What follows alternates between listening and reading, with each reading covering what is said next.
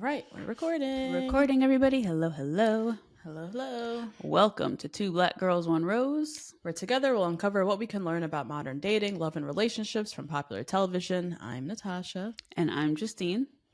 And again, Joan and Chalk sitting in a tree. know. K-I-S-S-I. I mean, ain't no way that Pascal or CEO of Best Buy in the last minute is going to be able to trump this connection. Right? Nope.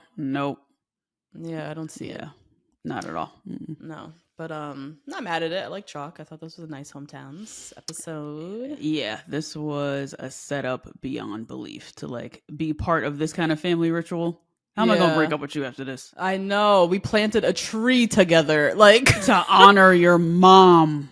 Oh my who goodness. died when she was on the season. Girl, she died last week. I keep thinking about that too. Like he just lost his mom like 2 days ago. Yeah, not that long ago. That is wild. He's holding together pretty damn well. I think. Really well. Yeah. I think she was older and like sick and stuff, so it makes it easier. But yeah, very, very interesting. But yeah, friend, what are your initial thoughts? Anything you're excited to chat about? Yeah, that was one of them. I was like, you can't even set up a date that connects two people this well. Like, come on. No. So that was like, damn, he has such a. It's weird to call this an advantage, but yeah, I know. It kind of is. Kind of. And then my second and actually last thought is actually about Pascal. I am starting to think that she wants to pick Pascal for like a really nice retired life. Yeah. And I ain't mad at it. Pascal was looking like a little dusty snack this episode too. He was in his element with his, convertible. He looked good. He looked like he's well fed and slept. He got back to his usual rituals. Routine. Yeah. Right? Yeah. But I get it, Joan. I see it and I totally understand.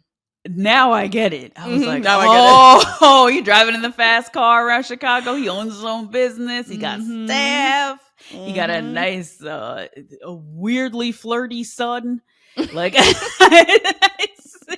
I'm starting to see the appeal now of him. I'm like, ooh, this does look like a nice retired life with this man. Yeah, I get it. For my lessons learned, one of them actually was, who is Jordan? We still don't know. But second is, if you're the Golden Bachelorette, should you just look for somebody rich? Oh, great question.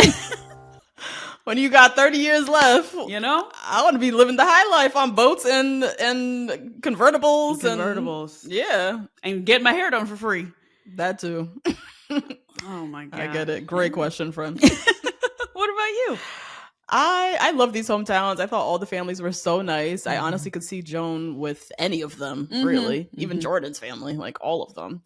I think this fear that we keep, this is more editing, this fear of her saying, I'm going to leave alone. I can't believe I might leave here alone. There's no way that she's going to leave alone because Chalk alone. Exactly. Chalk will move mountains to be with this woman. Yep. So I think we're very much going to get a happy ending for this season. And I'm happy for her. This is a nice little group of men at the end, I think. And all very different, right? All of them very, Pascal and Chalk and Noodle Soup can be no different than, Chalk and Noodle Soup is so middle America, nice Mr. Rogers next door type. Yeah. Pascal's not that. No. Like, it's totally different. Pascal life. is a diva. Tifa flying on private jets from Europe, like totally different. And then my question is, someone needing more time a valid reason to be sent home? Oh, it's kind of the main reason why most people get sent home on the show. And is that valid? Let's chat about it. Okay, before we dive into our recap of the Golden Bachelorette, I don't have any Bachelor Nation news. Not a damn thing is happening. That's fine. But you're going to catch me up on Roni. Girl, am I ever. God. I got caught up and then I missed this last episode. Oh, yeah. It just came on yesterday. Yeah. Yeah. So, yes. Catch us up, friend.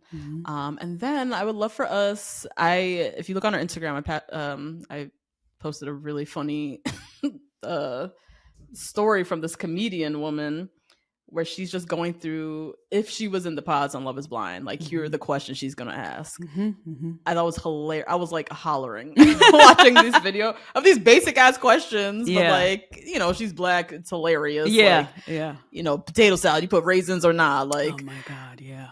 So we're gonna chat a little about the questions that we would ask in the pods. I'm a very curious, friend, what you ask.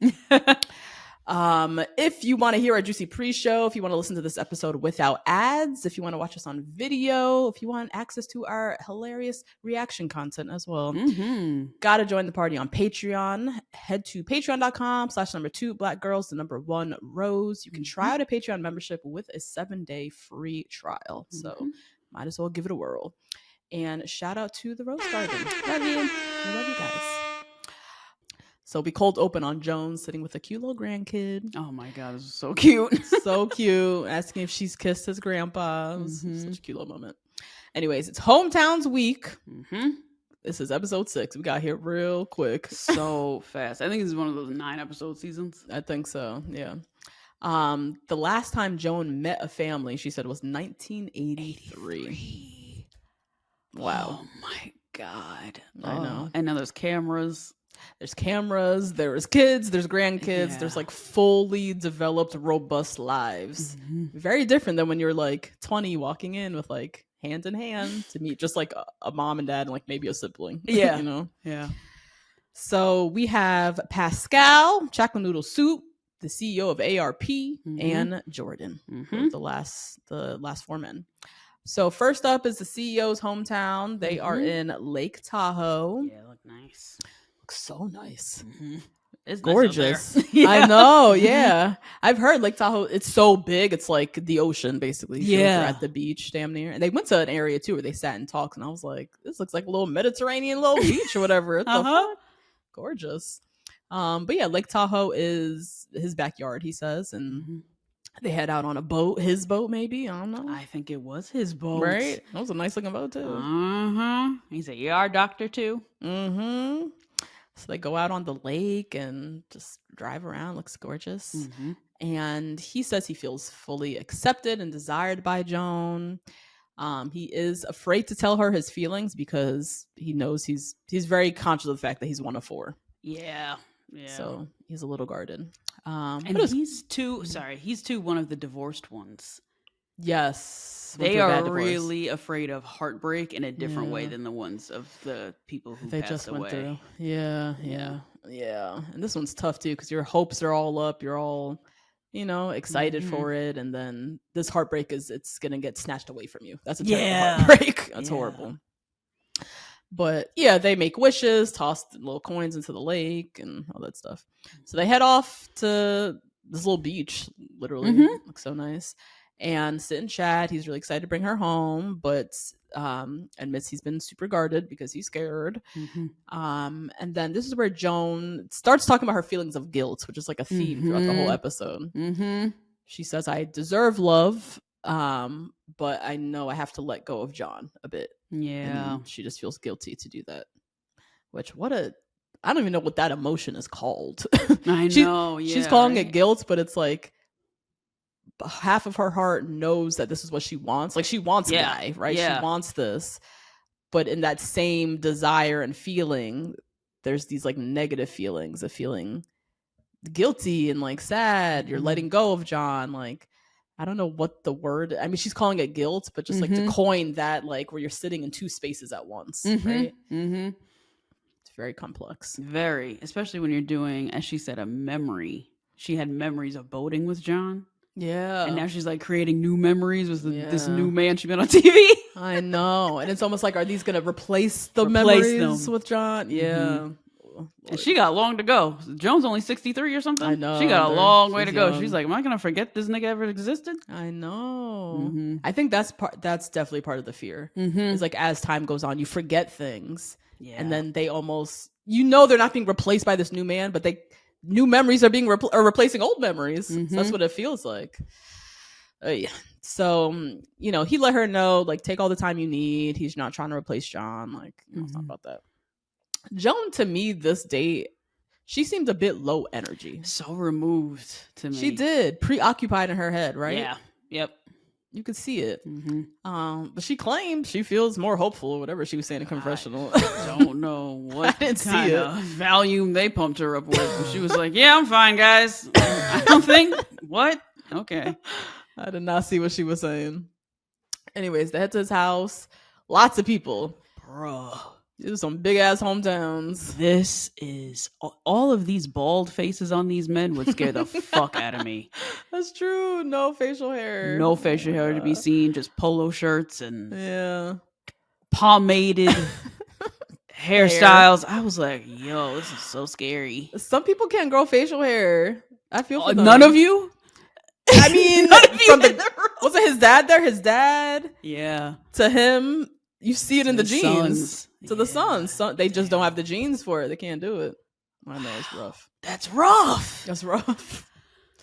Especially since beards have had such a moment the last like 10 years, right? And to not be able to partake in that must be terrible. Anyways, his sons, daughter, grandkids, his sisters, brothers, like everybody's fucking there.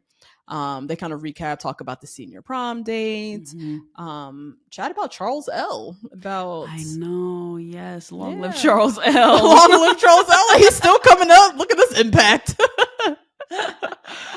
But yeah, just how much Guy helped him heal through his grief, and it was nice. So yeah, the sisters sit with Joan and talk about how rough his divorce was, which we see because of those records, those public records. Yep, that petition for restraint. Which she withdrew 3 weeks later, we'll say. Yeah. But yeah, we saw this was a rough divorce. And I think they even said like we all were going through it. Like it was like a family thing. Yeah, definitely. Yeah.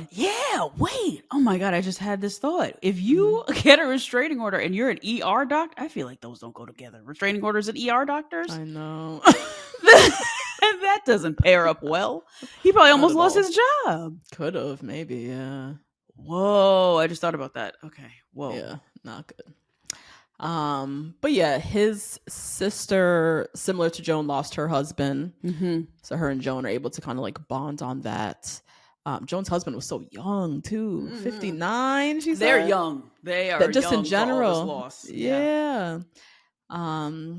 And they just love Joan. They're just like, please choose him. Like they really want her to be in the family. Yeah.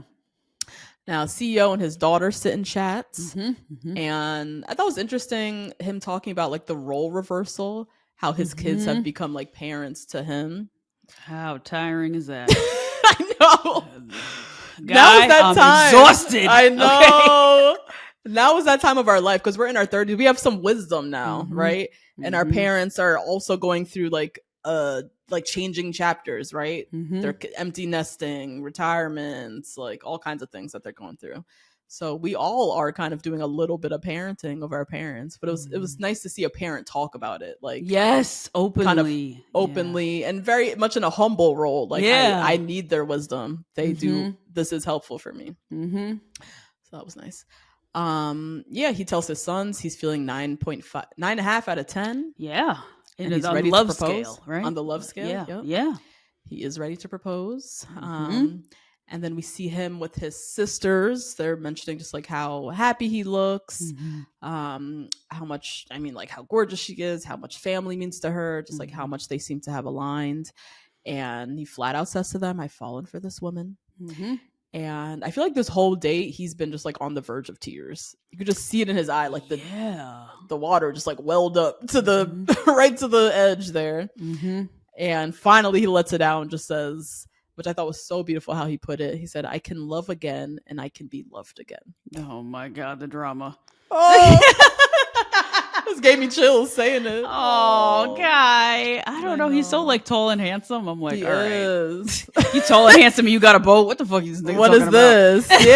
What is this? But it sounds like that divorce took him out. It seems like it just took him out. He's not trying to date nobody, no nothing. And he's just very recently coming around to the idea of like finding love again. And I think without the show, he'll be fine. Like, you know? Yeah. But it seems like he just came to right when the show started filming, right? So yeah, they let's see. Oh yeah, the sisters see how Joan has like really triggered something in him. She's unlocked something in him. They're happy to like have their brother back. Blah blah blah. So yeah, they head out to chat. He tells Joan, I've fallen for you big time. Yeah. I can envision time together in the future. Oh man. And yeah, just like says all the things. And she claims she feels closer to Guy after today. You don't know what this. I mean, I guess. I think she do. I think with Guy, because he expressed his feelings, she definitely feels closer. Yeah, true. Yeah. But I don't know if closer than Chalk, which is really all that matters. Yeah, right. Now, Joan then heads to Chicago for 2 hometowns. I don't think I've ever seen that before. No. In the same city, right? Have we? We might have. Now that I'm thinking about it. I feel like we've had 2 in California. 2 in California, but not in the same city. Like, she goes to sleep, wakes up, and it's the same fucking city. Yeah. Right? So that was kind of cool. But yeah, first up, she has Pascal. She says same things. He has a zest for life.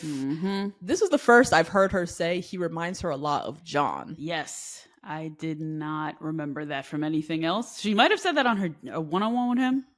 Maybe. I don't remember it, though. I don't remember it either. Yeah. So I was like, oh, okay. Now I kind of understand why Pascal's been around this whole damn time. Yep. John had a big personality like this, center of attention, or kind of like life of the party type of vibe. So anyway, she's hyped for this date. Big hug, big kiss. Like, she just knows, at least with Pascal, you're gonna have a good time.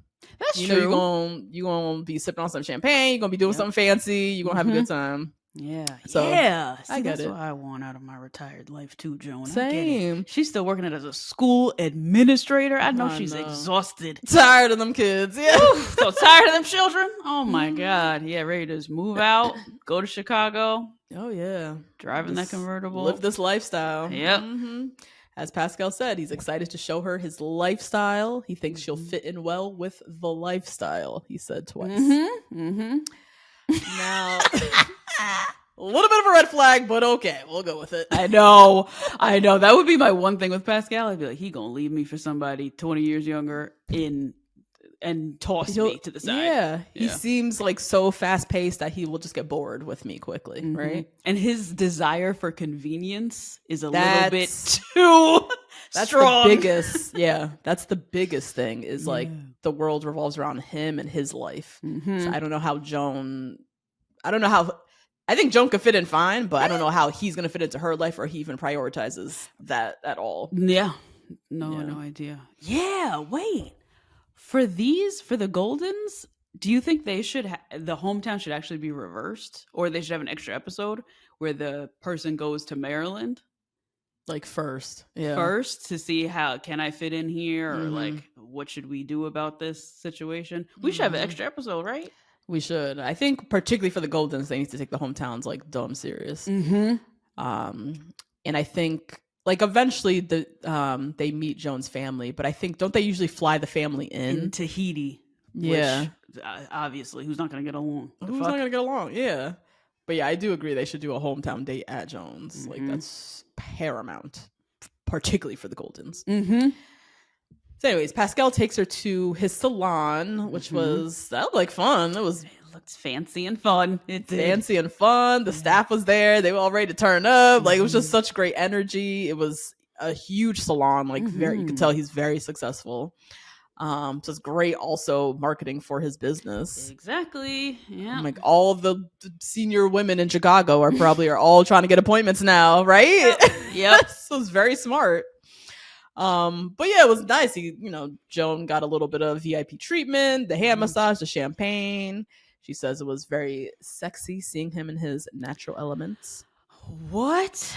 Which I get it. I was like, okay, Pascal. Like, he seemed like a boss. Like, oh, okay. Maybe.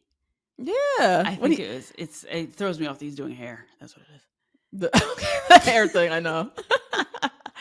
I appreciate it. I understood. I was like, okay, look like a boss. This is a big ass salon. Everybody here looks happy, looks fun. Yeah. He rolled up with the Hermes belt and like the fucking the Hermes belt killed me. The drop top convertible looked like some type of luxury brand. I was like, okay, I can get used to this. This is nice. So after they go to the salon, they kind of sit and chat, and he finally gets a bit vulnerable, which is like the issue with him. He doesn't really take it there. And he shares that he was, I think he said, heartbroken last year. Yeah, recent. Very recent. Yeah. And so he's like, if I feel guarded, that's why. And I just need time to, really work on building that trust. And Joan kind of reflects and tells him again, like, on the group dates, I couldn't always tell if you were interested because of that guard that you're talking about. And he just reflects that he didn't know if he felt ready for the process, but after going through the casting process, he kind of like regained his confidence, and he is like ready to be here, excited to be with her, blah, blah, blah. So yeah, they ride off in their little fancy sports car and head to meet his family. So we meet his son. I think it was like 2 daughters, grandson. He had some good friends there as well. And then, yeah, they kind of just chat about the limo entrance and sleeping with everybody in the bedroom. Or summer camp with all the grandpas. Yeah.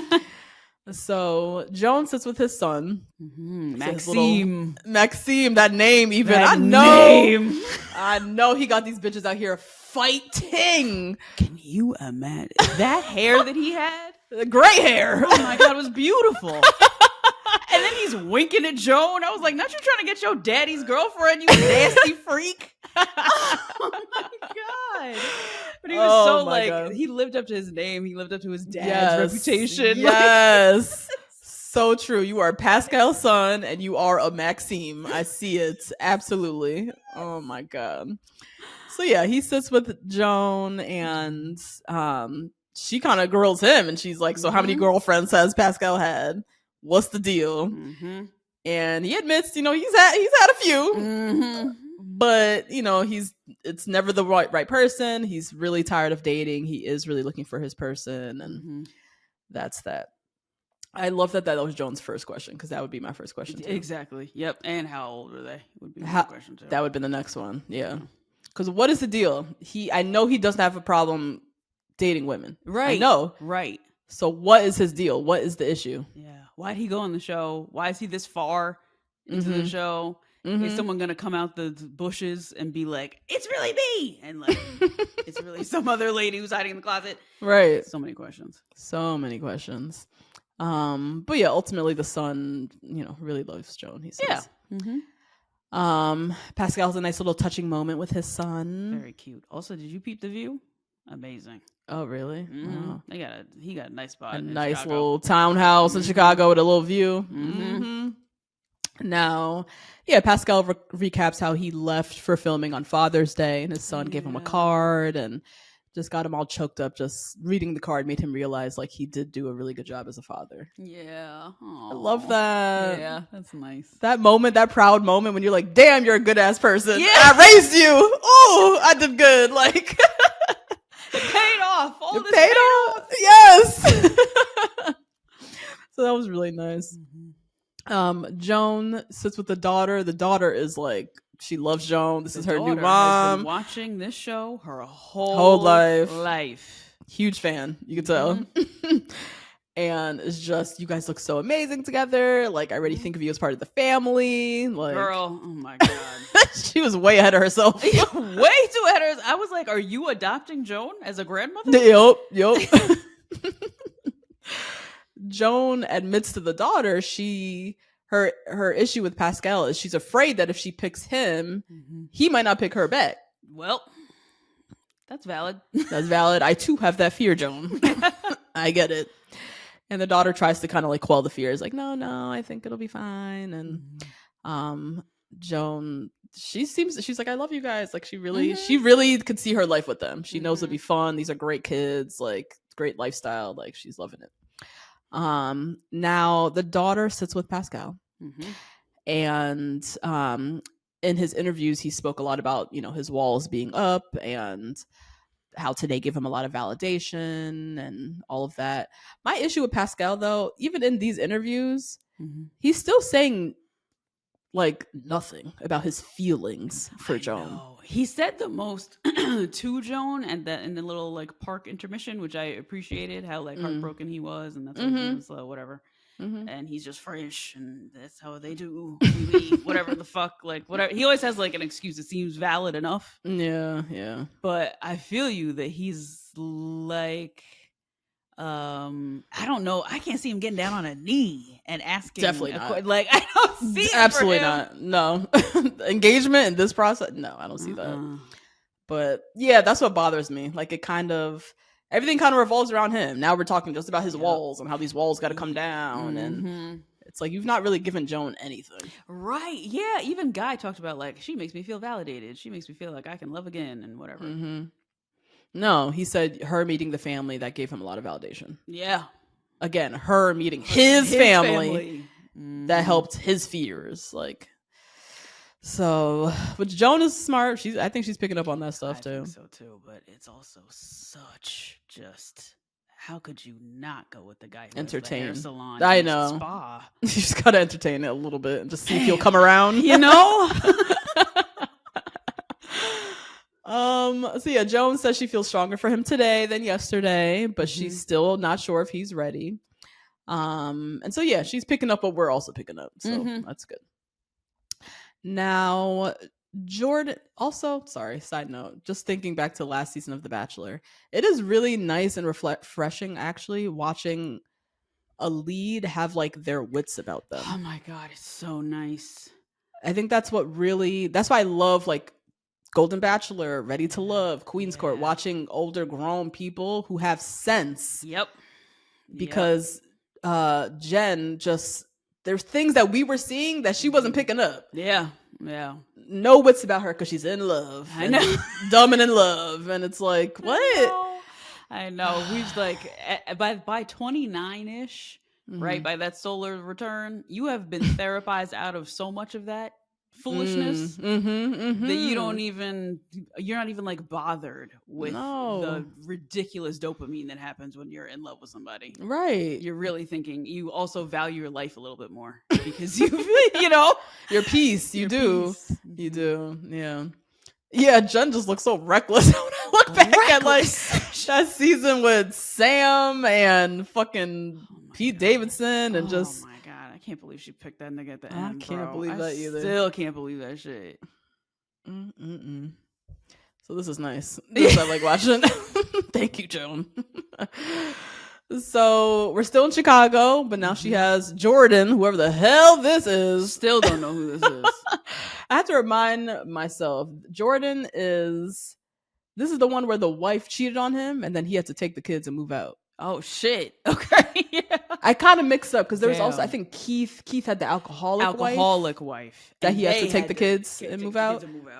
Yeah. I think Jordan was the wife that cheated. I want to say. Oh man, yikes! Damn, Jordan. That's all I remember of him. So, but yeah, Joan says going into the date that they've been a slow burn, but she really likes his youthful energy. And I've been saying this about Jordan. His voice trips me up because he's 61. Sounds like he's a 30-year-old old frat dude, right? Even on the date, he had skinny jeans on. Like he just looks so young to me. He could definitely get, nab some 30-year-old girls. Definitely, or girls in their 20s, like easy, right? So, anyways, for their date, they're kind of just like bopping around Chicago. They go for so boring again. I know. And they wrapped it up real quick. It was like 2 seasons. And they're like, all right, we're at the house now. Oh my God. I was like, Jordan, you don't got more to you than deep dish pizza? Basic Chicago. We're doing a basic Chicago sightseeing tour. Right. That's how I felt. Yeah. I cannot imagine if you went back to New Jersey, you're taking Nate, right? You're on The Bachelor. You taking back to New Jersey, you just go for bagels. Head to the diner. Yeah, the diner. How boring. He's not. I don't think he's that invested. He didn't put that much thought into it. He's like, oh, Chicago. Well, this would be great. We'll just do some Chicago sightseeing. I'll whip it together in the night. Like, he wasn't really trying to plan much. You know? Pascal didn't plan nothing either. He just took him to his job. Like, he also, both of these men don't give a shit. Oh my God. Anyways, she's claiming life with Jordan would be fun and adventurous. That's whatever. a damn lie. So they head to his home. We meet his daughters. He's the one with the lesbian daughter as well. So the daughter's partner is there. His brothers are there. Everyone's super nice, super warm. They talk about the ice skating dates. Yeah, he had that short one-on-one too. That short one-on-one wrapped up real quick. Yeah. But then even when you notice him sitting on the couch, like his arm wasn't around her. Damn, she wasn't leaned into him. Like the body language too. If I was the family, I'd be picking up like, this ain't it. Damn. This ain't it. Because you're looking for those little signs. Is his hand on her leg? Like, does she seem, cuddled in his arms? Like, neither one of them was checking for each other at all on that couch. Like, two people sitting on a couch. Like, I was like, okay, that's all I need to see. But yeah, they talk about with the family just how quick the process is, and the brother's like, that ain't nothing but a thing. Met my wife in June, engaged in August, and we've been married 38 years. So always somebody in the room with some crazy fucking story like that. Yeah, which is encouraging. Which is very encouraging, yes. So yeah, he let's see. No, Joan sits with the daughter, with the brothers. They talk about just how his daughters are his whole world. That's pretty much why he's here, I think. It's just like family is like the biggest thing for him. And it is for her too. It is for her too. What? That's what she's hanging on to, because I don't know what else. I really don't know what else. But it keeps coming back to that. His daughters are his world. All right. We could have had Jonathan's home, and then we got this. I know. I don't know why. Oh, the girl, it's crazy. I don't know. Jordan, meanwhile, sitting with his daughter, admits he's not there yet. He's not saying I love you. He doesn't want to get engaged. Like, nope. Oh my God. Now the other daughter, and the daughter's partner and Joan sit together, and she says, it's been 10 years since the divorce. And over the course of those 10 years, his walls have just been built, just going up. And yeah, Joan is just like, I will admit he is the one I'm worried about. Because again, like Pascal, if I pick him, will he pick me? Yeah. I'd be worried about his exes too, though. How you this good looking? You got this young voice. I know. You got these fucking Fashion Nova jeans on. What are you like? Where's your regular spots? That's what I would want to go to if I was in the hometown. Where do you bring your dates usually? Where you bring them? I get a sense though with Jordan, just knowing his past, like being cheated on and then forced into single fatherhood, and you're living in this 1-bedroom apartment with 3 kids or whatever he said. Oh my God, I forgot that. Yeah. Okay. I feel like that might destroy your ability to trust for a long time. Like, I could see him not dating for like 10 years. 10 years? He seemed kind of rusty to me. Like, he seemed like my walls are up and it just is what it is. Like, it doesn't give someone who's been vulnerable and open with anybody recently. Yeah. Like, I don't know if he's done this like to this degree with anybody since the wife, right? Yeah, probably not this. Yeah. I wonder if he's out here hoeing. Maybe he's out here hoeing and just keeping it real casual. I can see that because he's good looking and he looks super young. I know he's pulling chicks, but is he even going to the bars? Like, I can see him sitting at home with his friends or his daughters. I can see that.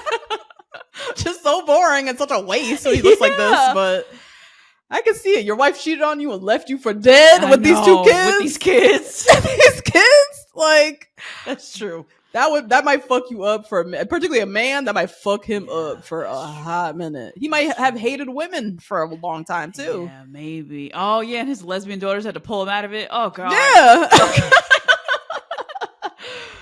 So yeah, I get it, but him him still talking about these walls. These walls are up. These walls are up. Yeah. Joan is like, I don't know if I have the energy to be bringing these walls down. 10 years worth of walls. Oh like, my God. And the daughter was like, this is concerning, Dad. She said your walls are up. And he was like, well, sorry, Allie. I don't know what to tell you. He literally was like, well, I was like, oh, you don't want this. You do not want this. So yeah, Joan at the end sits with Jordan, talks about her fears about these 10 years worth of wall building that he's been doing. and just feeling the pressure of like needing to be the one to kind of tear them down. They kind of leave the conversation both agreeing that they took some big steps today or whatever. But what is that at this point in time? What? Towards what? Steps towards where? What are we talking about? Like, it was so obvious he was not going to make it. But yeah, leaving his hometown or leaving Chicago, Joan is just like beside herself because both Pascal and Jordan are super guarded, and it only makes her want to guard herself too. So that's where she's at with them. Then we head off, of course, to Wichita, Kansas. Oh man, where else could Chalk be from? I mean, maybe Minnesota. I can see he has big Tim Walz vibes. He does. Oh, I can see him like snowshoeing. You know? Oh my god, yes. Oh my god. I feel like he lives somewhere where like people still deliver milk in like glass jars. Absolutely, and they leave the old ones out. Yes. So wholesome, wherever that is. Oh my god. So she heads off to Wichita, and she says Chalk's hometown is super important. They've been locked in step from the beginning, and so she just needs to make sure that his family ain't crazy. Basically. Yeah. Yep. So they head off they meet up at his friend's ranch. Also a perk. I'm looking for these perks, man. I'm looking for this retired life. I'm still working. I just lost my husband. He was the life of the party, the life of the town. Now I'm out here by myself, introverted. My daddy gone, my husband gone. Who's gonna provide the lifestyle for my golden years? For my introverted golden years. Hell yeah. You got a friend with a ranch? That sounds nice. I want that in life. Thank you. Sounds like somewhere we go on the weekends. Right? So yeah, they sit, they chat, talk about everyone they're gonna meet. His dad is here. Dad, so many parents. A lot of parents. That was nice. Really impressive. It is. You better go ahead, Wichita. You guys got a lot of good healthcare out there, I see. Yeah. Yeah. Dad, stepmom, his kids, his ex-fiance, the one who passed. Her father is going to be there as well. And yeah, just a lot of people. And Joan is also keeping in the back of her mind, like, these people just lost their grandma, like not that long ago. So this is like a lot that she's stepping into. So they head off to meet everybody, and it's like 50, 60 people there. Many people are there. Everybody in his life is there, it seems. And everyone is so nice and welcoming, and they all are talking about how confident he looks, how just like focused on Joan he looks. He did look like he was like stepping back into husband role. He was like leading her. Hey guys, everybody, this is Joan. Like, it seemed like he was very much a leader in the moment, which they probably haven't seen in a while. So really nice. Yeah. But I see the safety that Joan feels with Chalk. He does seem like a warm little hug. Like, he seems so, like you're in good care under him or with him. You know that moment when you out with your man and you don't know what's happening, you don't know where you're going, and he's just like, come on to the left, come on to the right, come on to the... That's how Chalk feels. Just through life. Oh, I love that feeling so much, girl. You can exhale and breathe and just know he got you. Yeah. So yeah, all his most important people in his life are here, like everybody. They have this nice moment where they plant an oak tree for his mom who passed. So nice. Very nice, and just a huge thing for Joan to be a part of. Like, there's, I mean, going to Pascal's hair salon at this point feels like ridiculous compared to this. Like, I know. And Jordan's favorite pizza spot. Like what? So Joan sits with his kids. She shares with them how him coming back after the mom passed, like, that was such a huge moment for her that made her realize like how important he is to her. Chalk sits with his friends. He's just singing her praises, telling everybody he's crazy about this girl. And Joan sits with Kathy's dad. Which was a very nice moment. He, gave his blessing, very gracious, and just Just saying he's not seen Chalk like this since his daughter. Yeah, that was nice. And it was nice to hear Joan talk about her mother-in-law approving her dating too. Yeah, her mother-in-law was like, "You too much of a bad bitch to be out here just by yourself. Get back out there, girl." Yeah. Now Chalk sits with his dad. Yeah. And his dad is like, "You're in love." Wow, his dad was still up on. I was impressed with the dad's I guess, what do you call it? Wit, sharpness. Like in this age. Yeah, he's still pretty good. Still with it. And it's just like, bruh, you're in love. Like, I see it in your face, I see it in your eyes. Like, this strong feeling you're talking about is fucking love. Just say it. And Chalk is obviously like, he's nervous. He's afraid to say. He knows exactly what his dad is talking about, but he's like, oh, I don't want to drop the L word. It's scary. But anyways, great hometown. Chalk and Joan sit for a little moment. She talks again about the feeling of guilt and moving on, and how actually she's now starting to see it as a good emotion because it's making her realize that what they have is real. Which is true. That guilt would never come up if it was some fake shit. That's true. Yeah. It's a nice way to like reframe it. She's so wise. She's so wise. I trust her. And that therapist on staff was working. Yeah. That PA was like, we need a guilt. We need a guilt specialist. We need a grief specialist. Please. Bring them in. Let's we gotta get this lady married in 2 weeks. She's still talking about the other one, please. Yeah, it's true. She's like developing the vocabulary to describe what's going on with her, and is very open and discussing it with people, which is nice. Yeah. So yeah, he tells her he's falling for her. Says, "I don't want to lose you. You know, don't break my heart." Like, saying all the things. And then their goodbye was one of those goodbyes where they like can't stop hugging and can't stop kissing. Oh, Joan. I know. He says again, "I'm falling for you." Like, he is very set on this woman. Time for the rose ceremony. Joan's dress. This dress was for Chalk. I thought it was fantastic, but it was. My God. It was giving everything. Dorothy from Kansas the ruby red slippers on a dress. Yeah, it was. Which they had that small little moment during his hometown where somebody brought her some shoes. It was like the ruby red slippers. But this dress, I was like, oh, so y'all just y'all just out here obvious with it. This is his girl. Like, oh wow, yeah, damn, Carrie. Yeah, Carrie. Yeah, I thought it was nice that she was in a mini too. Because there's a lot of women who still think they can't wear minis after like 35 or some shit. Could you imagine? 35. November 9th. That's it. Midnight. That's it. Closed book, girl. That's it. Put on your jean maxi skirt.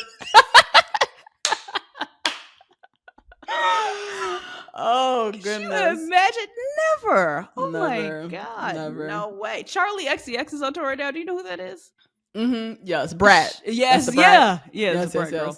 Girl, she out there shaking her whole booty and got everything out everywhere. She is 32 years old. That's a grown woman right there. But she's mother, you know. But she's mother, yes. I can never. So shout to Carrie. But this 63-year-old lady in this above the knee. Yeah, dress. Little mini dress. It was cute. Now, Joan is talking about just the split of guys. She has Chalk and the CEO who are so sure of her, Pascal and Jordan who are still unsure. So going into the rose ceremony, she's just not as confident because it's not nice having two guys there that you could send home too, basically, is what she was saying. I know, yeah. So she meets with the host and kind of recaps the hometowns and admits she has possibly the strongest feelings for Chalk, just flat out says it. With Guy, she says her same generic shit. He's an amazing man with a great family. Yeah, well, she is. Whatever. With Jordan, she says things are easy, but he never says I see a future. He never talks about what life will look like after this with her. Doesn't go there. Doesn't allow himself to go there. Oh, them walls, bitch. Them walls are high with this one. Oh, he really don't care. He's just there with his daughters, chilling in Chicago. Just chilling. Maybe some hoes on the side, swiping. Maybe. He's lying. He's probably saying he's like 48 on the apps. Now I'm really curious about Jordan. Jordan's whole inner life. Yeah. He definitely could get away with it. But yeah, he's keeping things like casual. Mm-hmm. He doesn't want to envision the future because that is scary to do. Yeah. And then Pascal, she says same thing. You know, he told her he wants to move slowly, but she's just worried if he's ever gonna get there. Like, so yeah, she flat out says she is afraid to send home a guy who may just need more time. Yeah. Which that really is a thing. He might be the right guy, but just because this process deemed him not right because he needs more time, like, you might send home the right guy, the right person. Yeah. And you might need that fantasy suite, like off camera, however long, 8 hours to be like, okay, this is what we're gonna do.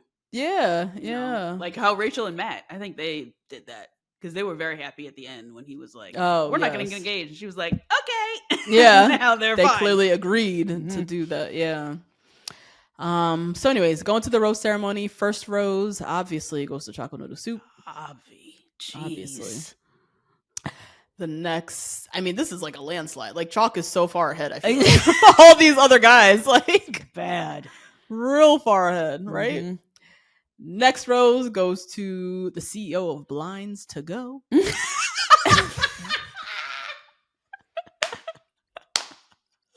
You're so obviously moving it. I know. I was literally on the website yesterday trying to see what they got. And then the final rose obviously went to Pascal. So Jordan is heading out.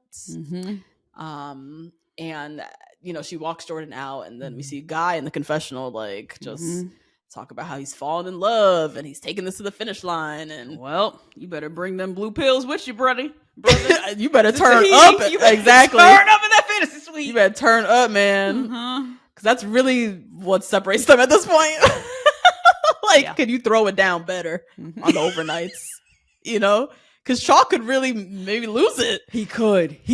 If they don't have a physical connection. Oh my God. If the sex isn't good, or just the intimacy, or he's just, I don't know, just he's not doing it the way he should be doing it. Yeah. That's how somebody can get out ahead. So better figure that shit out, CEO. And then Joan announces that they're going to Tahiti. So nice. Did they even show Jordan's goodbye in the? No, they don't care about him. Absolutely not. They showed Guy in his confessional. That's what they did instead. That is wrong. They don't know who Jordan is either. They don't care. Oh my God. Oh no, poor thing. So next week is overnights. We see Guy on a yacht telling her again he's fallen for her.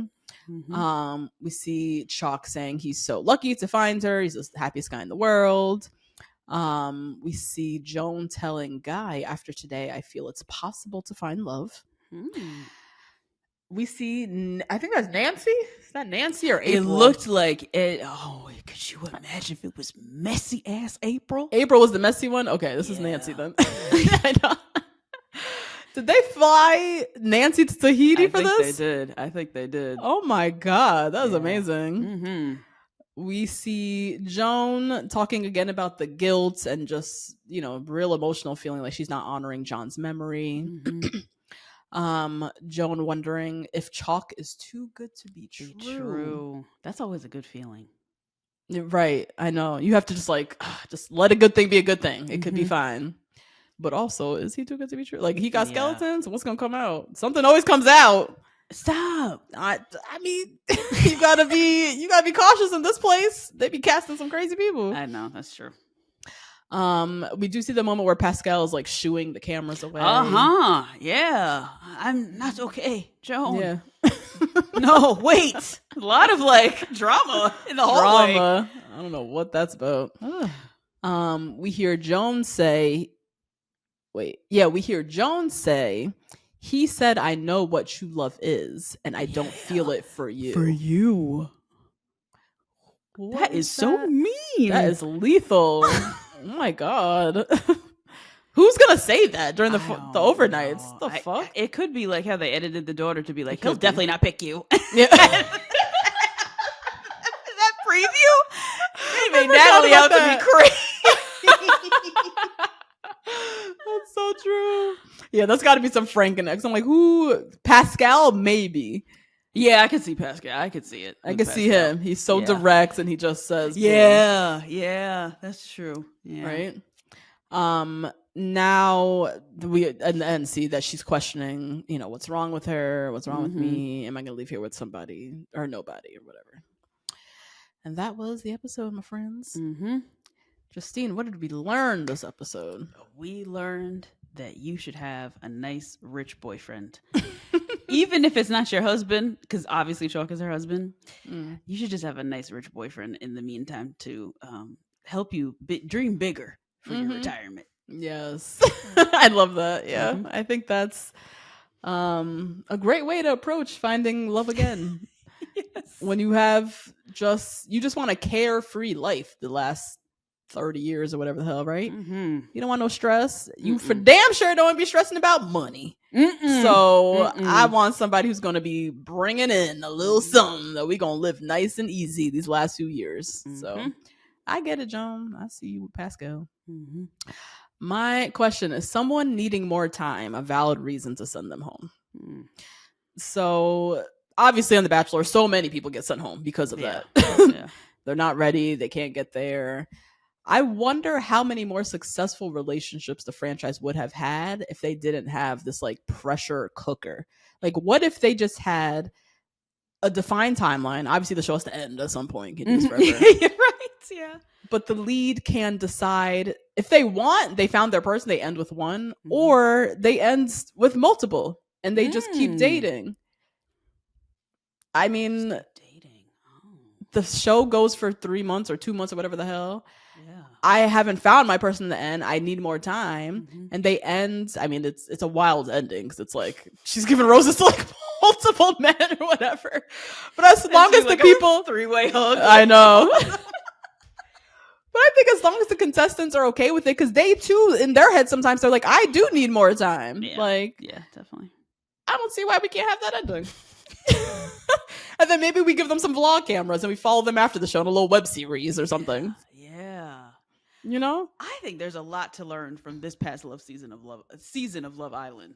Okay. Because all three of those people found their soulmates. And if they're not, I'ma die. Did I tell you that these literal 23-year-olds Justine, I cannot. If they don't get married, I'm gonna lose my mind. I tell you that. Crunch one day came up to me and he was like, "Oh, did you hear about Odell's brother? Like they broke up." And I was like, "What?" Oh my god. He was like, I'm just kidding. I was like, what? No, you were about to lose it. It is amazing those kids are still together. They are so in love. All three of the couples. All three of them? Miguel and Leah. Miguel about to get a green card. Wow. Live here. And move over. Yep. Oh my God. So they're together? Okay. They're together. And they do a lot of like firsts together, which is really cute. Like they went to Chuck E. Cheese for the first time together. That's shit. cute. Like he's always she's showing him like all kinds of LA all the shit. stuff. It's fun. Yeah. Nice. Cordell and Serena glued together. I see them everywhere. Like, everywhere. Yeah. And then Janae and Kenny. They're still together. Wow. And she does great on YouTube. She does like little YouTube vlogs and stuff. Good for her. But yeah, they're still going strong. He does like little workout edits with her voice in the back. Like it's cute. Wow, that's amazing. It really is though about the amount of time they spend together. Yeah, it really does come down to that. That's true. They do spend every day together, no phones. Yeah, for how long do they film Love Island? Like 3 months or something? 2 months, I want to say. 60 days, right? Something like that. 60 days, yeah. Yeah. And they spend all their waking time together. So with this show, why this show is so unsuccessful, unreliable, unsuccessful, is that time clock kills everything. And a lot of times the contestant and the lead both agree that they need more time. Look at Jen and Jonathan. Oh my God. They're doing all kind of cute content and fucking on the side probably now. Like... They just needed some more time. Yeah, he got sent home because he couldn't get there in this fucking time period. Yeah, you know? Yeah. And do this fake proposal. Because obviously Devin's was fake. Avi. And how many fake proposals do we watch? Exactly. Because they just get forced into it by the end. So, yeah, there's Love Island, there's something there. Yeah. They're kids, but they did a lot of vetting. They spent 60 days with this dude, in and out, morning, noon, and night. So... And how the breakups too make national waves. That Molly and Tommy Fury, I had no idea who those people were But I saw that breakup everywhere. Oh my God. It was so serious. Yeah. But you saw them literally actually fall in love and like the whole progression of it. And it felt so genuine because you saw how much time they spent together. So damn. Okay, so a little poly ending. A little poly ending. Okay. Why Yeah. not? If everybody's agreeing to it and we're all saying, let's give this a go. And it's dating. You're dating multiple people anyways. Like, let's just give it a go. And as long as they're consenting to it, then I don't see why it should be problematic. They should do this and then all head to Paradise, Golden Paradise cruise. Yes, I love that. And then we see how it plays out later. And we see how, they can film the Paradise people and then they film like the Joan 2.0. Like the show continues. To be continued. Yeah. See these ideas we got? I know. You see how they don't pay us, y'all? You all are welcome. God. Yes.